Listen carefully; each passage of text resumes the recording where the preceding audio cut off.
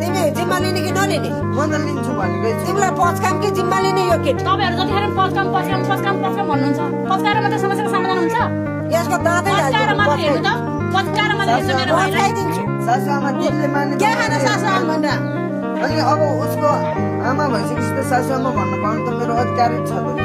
बोल भाइ बोल गल्ती त गरिसकिस् यसै पनि स्वीकार्नु त परिहाल्छ कति हाल्नु अहिले लानुपर्छ यहाँ। अहिले लैदैन अनि 2 वर्षपछि आएर लिएर जानु 2 वर्ष पनि पर्दैन 8-9 महिना नभए काटेर मासु पुकाएर कुकुरलाई खान दिनु भने यसलाई अब सताइदिनुपर्छ। जात डाडु तताएर यसलाई डाम दिन्छु अब। भाइ नडका त बिहा गरेर नगर्ने यो केटी त जिम्मा लिने कि नलिने?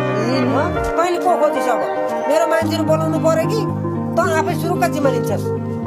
तिमी आज जाने हो नानी मसँग